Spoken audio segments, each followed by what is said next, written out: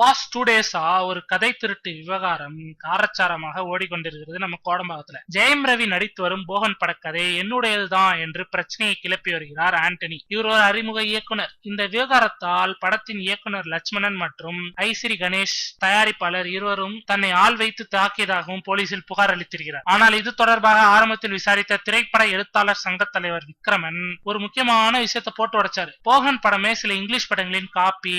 2 டைரக்டர்களுமே டிவிடியை பார்த்து அப்படியே காப்பி அடிச்சு கதையை எழுதியிருக்கிறாங்க. ஆண்டனியால் உரிமை கொண்டாடுவதற்கு இதுல எதுவுமே இல்லை என்று கூறிவிட்டார். அதே நேரத்துல ஐயோ பாவம் என்று நினைத்த ஆண்டனிக்கு 10 லட்சம் பணமாகி தர முன் வந்ததாகவும் அதற்கு லட்சுமணன் சம்மதிக்கவில்லை என்றும் விளக்கம் கொடுத்து விட்டார். இது ஒரு புறம் இருக்க, ஜெயம் ரவிக்கு போகன் படப்பிடிப்பில் விபத்து ஏற்பட்டதாக ஒரு செய்தி பரப்பப்பட்டுள்ளது. விசாரிச்சா கெக்கபுக்குன்னு எல்லாரும் சிரிக்கிறாங்கப்பா. யூனிட் அப்படியெல்லாம் எதுவும் நடக்கல சார். சார் வீட்டுல சும்மாதான் ரெஸ்ட் எடுத்து இருக்கிறாரு என்றார்கள். அப்புறம் ஏன்பா இப்படி ஒரு புரளி? வேற ஒண்ணும் இல்ல, இந்த கதை திருட்டு விஷயமா ஜெயம் ரவிக்கு போன் அடிச்சு விளக்கம் கேட்க முயன்றார்கள் சில நிருபர்கள். ஒவ்வொருத்தருக்கும் பதில் சொல்லி கொண்டிருந்தாலும் இந்த கதை திருட்டு விவகாரத்தில் தலையிட்டாலும் நாளைக்கு நாம் தான் பதில் சொல்லியாக வேண்டும் என்று நினைத்த ஜெயம் ரவி ஆக்சிடென்ட் என்ற போர்வையில் எஸ்கேப் ஆகிவிட்டார். நல்ல ஐடியாச்சி, 4 பேருக்கு சொல்லி கொடுங்க ரவி.